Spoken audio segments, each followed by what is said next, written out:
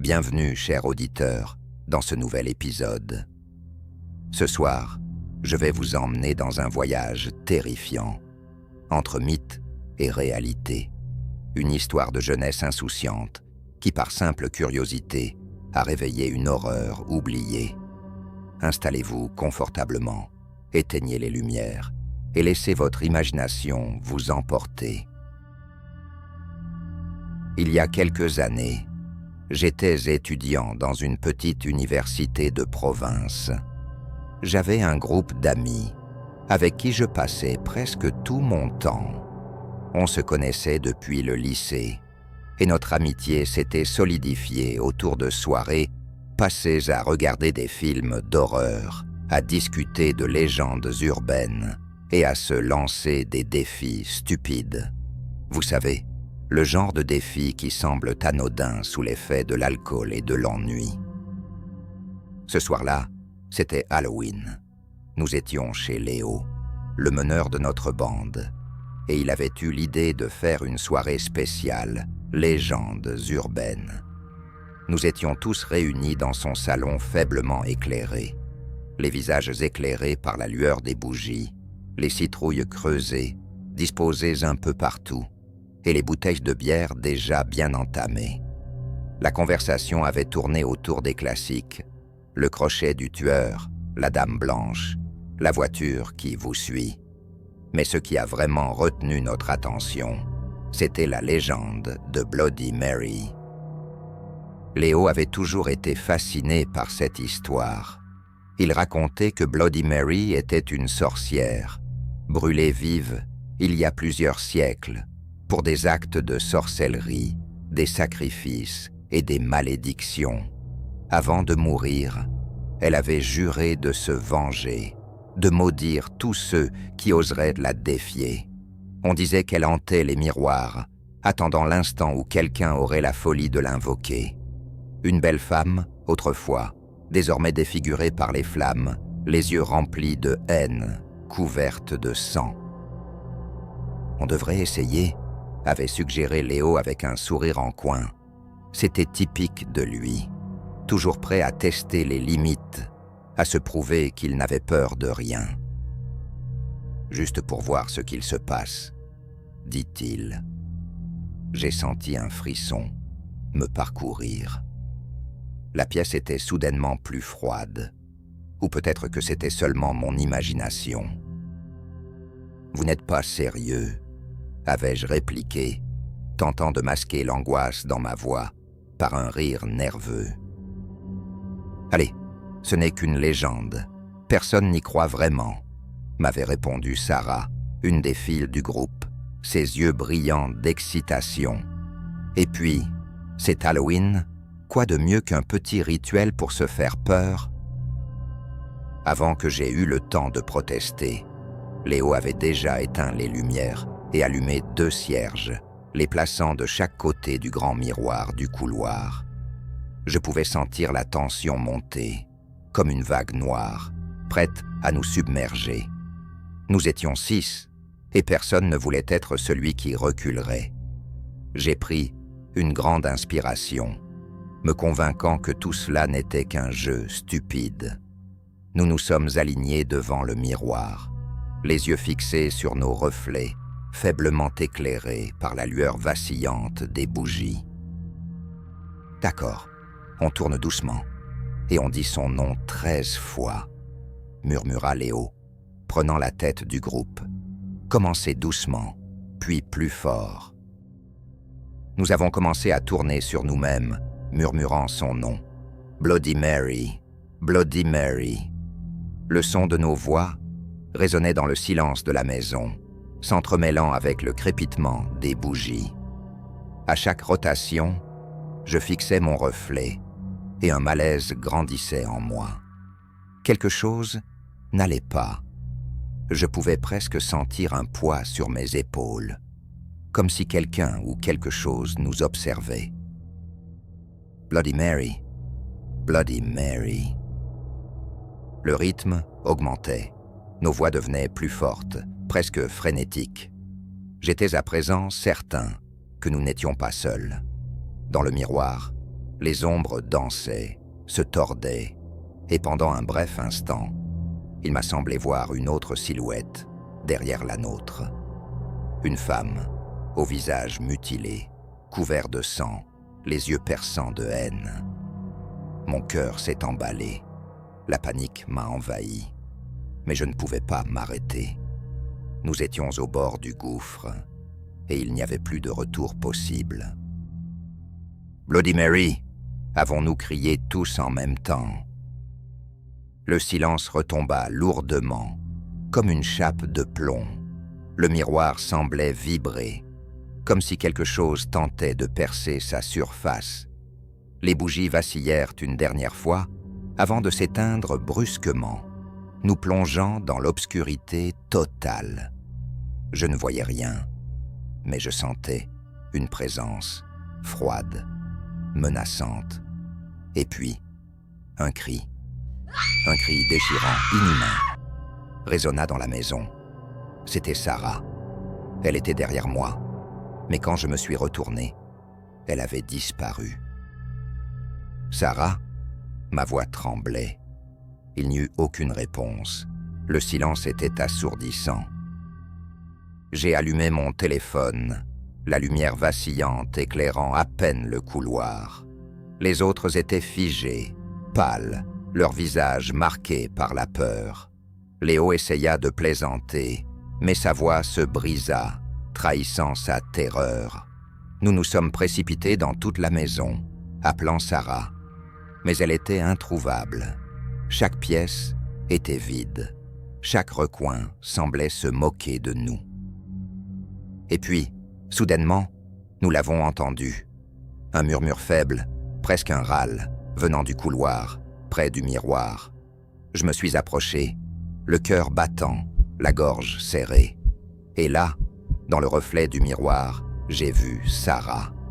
Elle se tenait là, immobile, les yeux grands ouverts, remplis de terreur.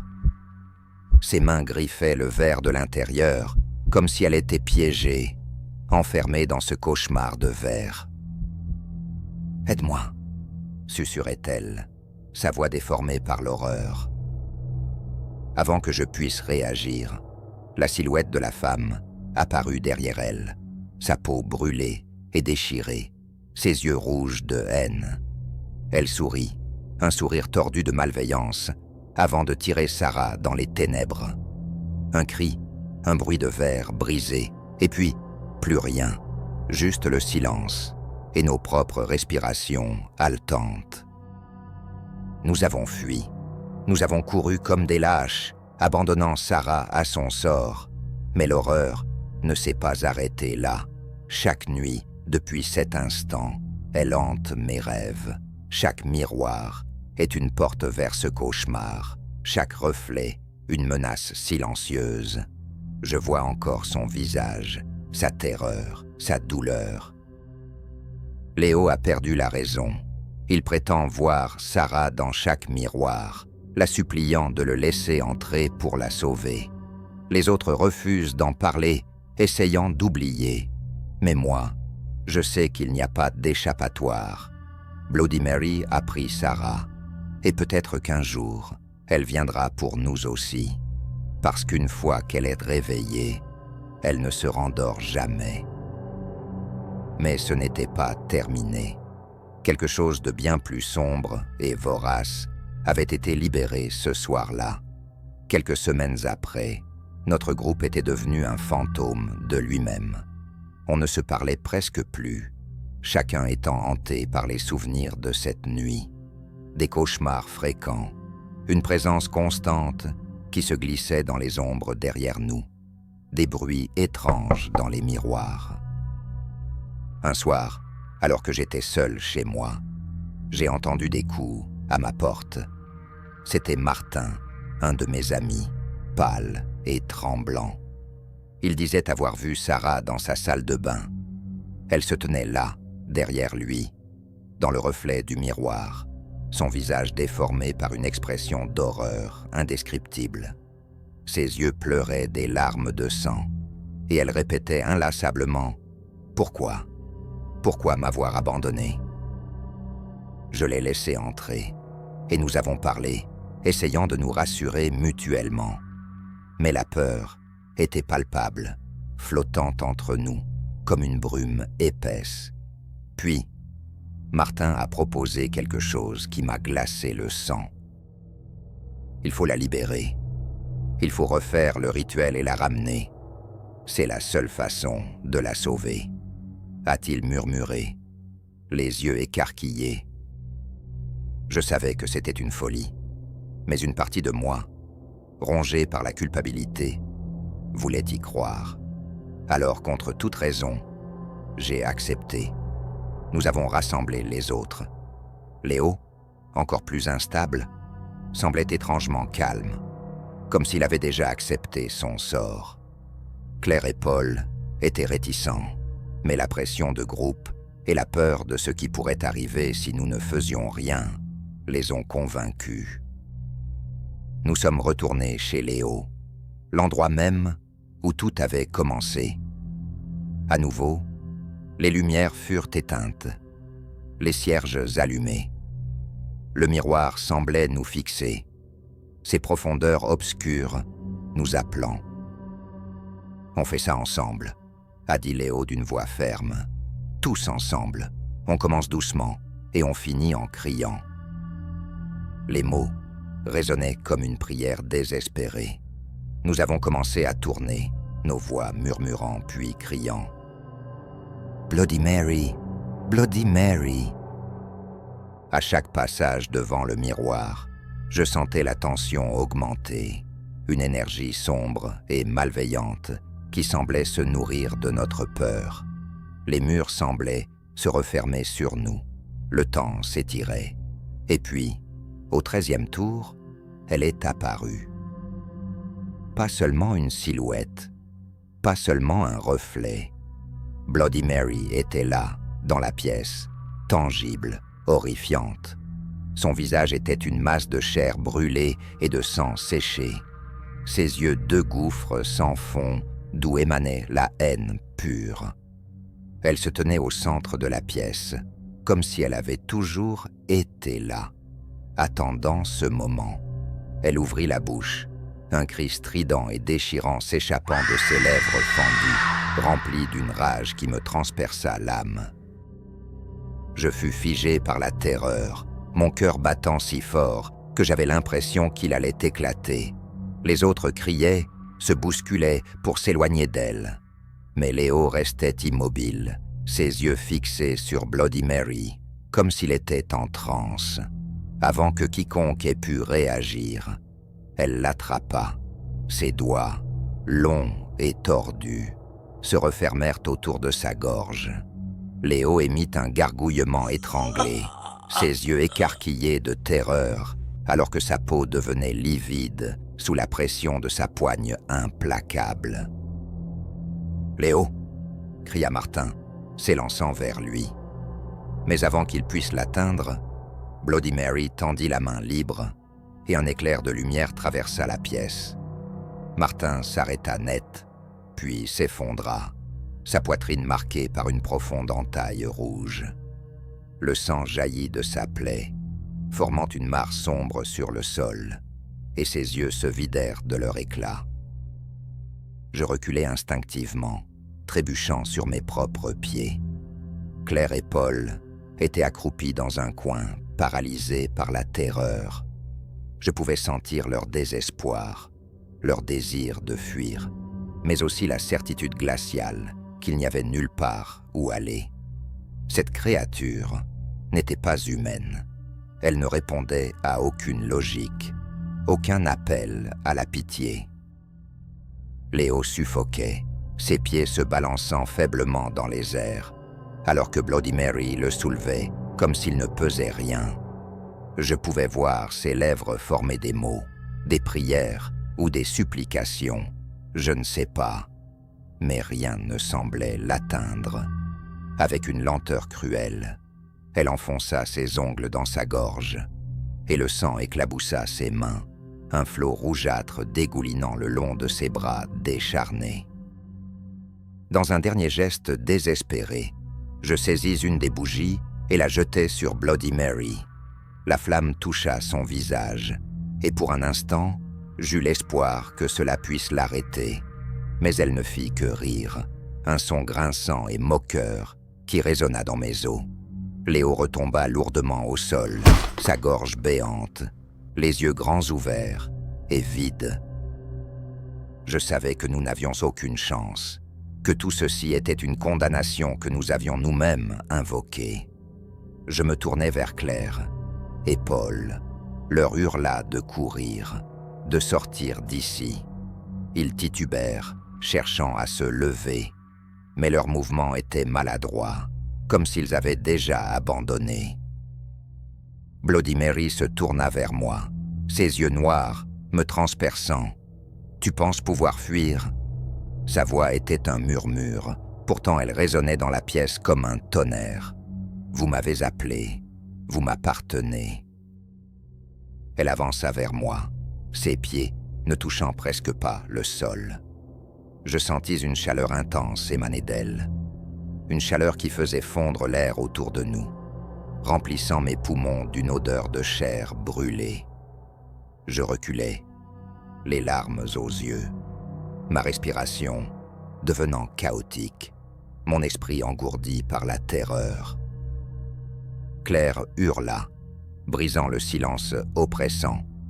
Elle se rua vers Bloody Mary avec un éclat de courage désespéré, brandissant une croix en argent qu'elle portait autour de son cou. Mais avant qu'elle n'ait pu faire un seul geste, Bloody Mary tendit la main, et Claire fut projetée en arrière avec une force invisible. Elle heurta le mur, un craquement sinistre retentit, et elle retomba, inerte, la croix encore serrée dans sa main. Paul était le dernier. Il tentait de ramper vers la porte, ses mouvements frénétiques et désordonnés. Bloody Mary l'ignora complètement. Ses yeux restaient fixés sur moi. « Tu l'as voulu », chuchota-t-elle, s'avançant plus près. « Vous l'avez tous voulu. » Mon dos heurta le mur, et je réalisai qu'il n'y avait plus d'échappatoire. Je sentis sa main froide se refermer sur mon bras, et une douleur brûlante traversa mon corps. Je hurlai, la douleur irradiant de mon bras, se propageant dans chaque fibre de mon être. Mon regard se posa sur le miroir, et je vis mon propre reflet, tordu par l'agonie. Et là, juste derrière moi, se tenait Bloody Mary, ses yeux noirs dévorant mon âme, son sourire cruel déformant son visage mutilé. J'entendis un cri, et je me rendis compte qu'il venait de moi. La pièce tournoyait, les murs semblaient se rapprocher, le miroir semblait se briser en 1000 morceaux. Mon corps se convulsait, ma vision se brouillait, et je sentis la réalité se déchirer autour de moi. Tout devenait noir, les voix s'estompaient, et je me sentis tomber dans un abîme sans fin. Lorsque je me réveillai, j'étais allongé sur le sol, seul. Le silence était total, oppressant. La pièce était sombre, les bougies éteintes, le miroir brisé en 1000 morceaux autour de moi. Mes amis étaient là, leur corps sans vie, éparpillés, leurs yeux vides fixant le néant. Je sentis une vague de panique m'envahir, mais elle fut rapidement supplantée par une terreur plus profonde. Car dans les fragments du miroir, je ne voyais pas seulement mon propre reflet. Il y avait quelque chose d'autre, quelque chose de sombre qui bougeait à la périphérie de ma vision, quelque chose qui me souriait, un sourire cruel et déformé. Bloody Mary n'était pas partie. Elle était là, enfermée dans le reflet, attendant. Et je savais, avec une certitude glaciale, que je ne pourrais jamais fuir. Je suis sorti de cette maison cette nuit-là, le cœur brisé, la peur en moi pour toujours. Les miroirs sont devenus mes ennemis. Je les évite, les recouvre, parce que je sais qu'elle est là, juste au-delà du verre, attendant son moment. Un jour elle viendra, et je sais que cette fois, elle ne me laissera pas partir. Vous voyez, chers auditeurs, certaines légendes devraient rester des légendes. Certaines histoires ne méritent pas d'être racontées, parce que parfois, les ténèbres écoutent et elles répondent à l'appel. Alors, la prochaine fois que vous vous retrouverez face à un miroir, seul dans l'obscurité, souvenez-vous de cette histoire et surtout, n'osez jamais prononcer son nom.